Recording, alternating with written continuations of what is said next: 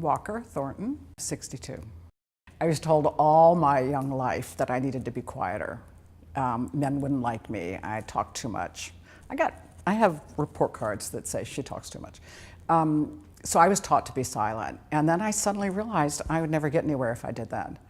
So I waited too long to get a divorce because I didn't think I had the right. And so my practice for me and for the women I write for over this last 4 or 5 years has been to say, we can have anything we want.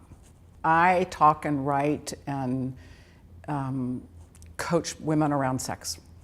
Older women, sexuality, aging, menopause, trying to dispel myths and encourage women to step up and ask for what they want and to have fun. And I encourage women when they're feeling kind of uptight about their sexuality to start with sensuous experiences, with massages, with touching things, with playing with textures, different tastes and things. That's how I think we get ourselves kick-started. Sensuousness to me, as I've come to look at it over the last couple of years, is about how my body feels. It's about what I put on my face. It's about the clothes I pick. The traditional sense of what sensuous means, yummy foods, things that give me joy, that are, and they make sex better too, so it's kind of all wrapped up in one for me. I was dating post-divorce, I was in my early 50s, and writing about it and sort of trying to figure out sex all over again and realizing there weren't many resources and hearing from other women who felt the same way, I thought, oh, you know, there's this gap. There's this place that older women get stuck in. Dating can be kind of tough when you re-enter at an older age. You've either come out of a divorce and it was bad and there were challenges, or you're widowed, or maybe you've never married and decided to start over again, or you've changed orientation. It's kind of unknown and it's kind of freaky, and it requires being willing to really put yourself out there and then face that honesty. Because if you're doing online dating, there's a lot of rejection in it.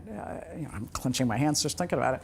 You know, you put your picture out there and no one responds, and you go away and you go, oh my God, what's wrong with me? For me, it was a challenge and it was a lot of fun. I mean, I'm on online dating again at the moment, and I get the range. I get sincere people. I find people who are also afraid themselves, so they feel as flawed as I do sometimes. I'm heterosexual. So there is this conception that men have it all together and that they're going to be more assertive and take charge. And in reality, I think they're just as nervous and uptight as we are. So they show up with all the same flaws, and they lie about their age, and they put up different pictures. They say they're not married when they are. You know, I feel so much more at ease, relaxed. Clearly I have a different body, but I'm used to it, I'm comfortable with it, and you know, I think it's a great age. At 20, I had angst, and you know, I was trying to be a good wife. I married early and get all kind of settled in, and now I'm on my own. When the gray first started coming in, there's this gray streak right here, and I liked the way it looked. And I just don't want to go and hide it. I don't want to spend the money. I don't want to pretend. I mean, I could do that. I could hide the gray, and I've been told by men that I should, but you would still see age in my hands, you would see age elsewhere. And I think, and this is part of my work too, is that if I start making excuses and hide my age, then that doesn't make me a very good role model for other women. I think if one is so afraid of their age that they do a lot to try and cover it up, that ultimately what that means is that they're not really living a real life. They're more anxious about whether it's time to go back and get that little bit of gray dyed, and I think it takes us out of our day-to-day living. We are so accustomed to almost every ad, every image we see, being thin, beautiful, younger women. So we don't really see a realistic portrayal. We don't get to see people who look like most of us do. That whole marketing, it markets to our fears. I mean, it markets to every anxiety we have, and it keeps saying, you're not okay this way. Dye your hair. You're not okay this way. Get spanked. You're not okay. And it's, you know, we kind of pull in because we don't feel like we are quite right.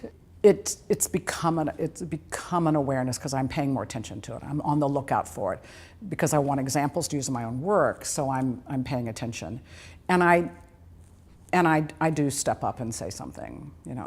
Yes, I'm a senior. So I quickly offer my age all the time. People will go, "Oh, it's okay," and I go, "No, I'm 62," and I do that a lot because I want to say, I'm not embarrassed about my age, and you can't take that from me. So you're going to shame this. I'm going to beat you to the quick and to the punch and just say, here's how old I am. I keep trying to show up as who I am. I mean, I think that's what this is all about here.